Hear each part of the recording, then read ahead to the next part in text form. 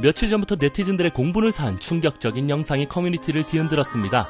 영상의 내용은 베트남 아내를 남편이 폭행하는 내용이었는데 너무나도 일방적이고 무자비한 폭력을 행사한 남편에게 수많은 네티즌들이 비난을 쏟아냈으나 최근 밝혀진 진실로 여론이 급속도로 반전되고 있습니다. 과연 베트남 아내의 속내는 무엇이었을까요?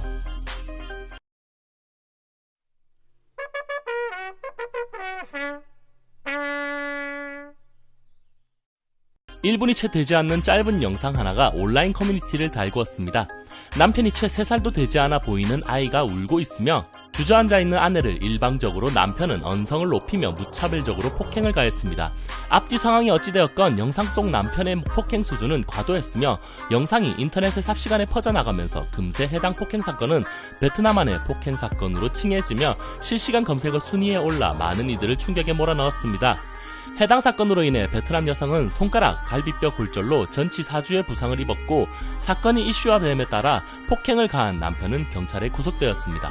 그간 다문화 가정에서 한국인 남편이 외국인 아내를 폭행하는 사건은 꾸준히 있어왔고 이번 사건도 결국 이를 참지 못한 베트남 여성이 폭행을 예상하고 아들의 가방에 휴대전화를 끼워 넣어 몰래 영상을 촬영하여 사건을 밝히게 되었습니다. 아내를 폭행한 이후로 남편은 언어가 다르고 생각도 다르다 보니 그간의 감정이 쌓여와 폭행을 하게 되었다라고 했습니다. 이에 수많은 네티즌들은 남편을 질타하고 가정폭력에 대한 우려스러운 여론이 형성되었는데 갑자기 남편의 전처라는 사람이 온라인상에 글을 올리면서 상황이 반전 속에 빠지게 됩니다. 사실 폭행을 당한 베트남 여성은 2017년경 용접공으로 일하던 현 남편과 만나게 되었으나 당시 베트남 여성도 현 남편도 모두 결혼을 한 상태로 불륜에 빠진 것이죠.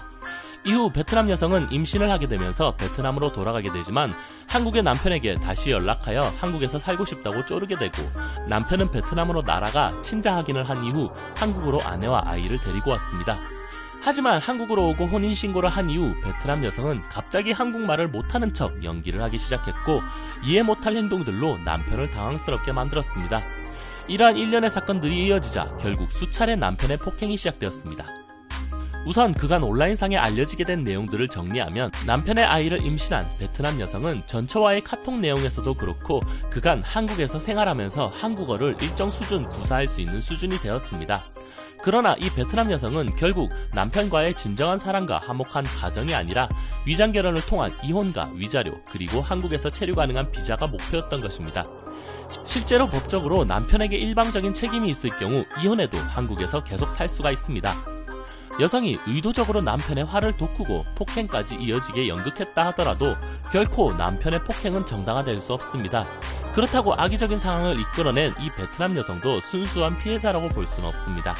어느 정도 예상이 되었던 이번 다문화 가정의 폭력 사건은 박항서 감독 덕택에 한국의 좋은 이미지를 만든 상황에서 찬물을 끼얹는 행동이 되었고 이로 인해 국제적인 망신을 당한 한국이 최고의 피해자일 것입니다.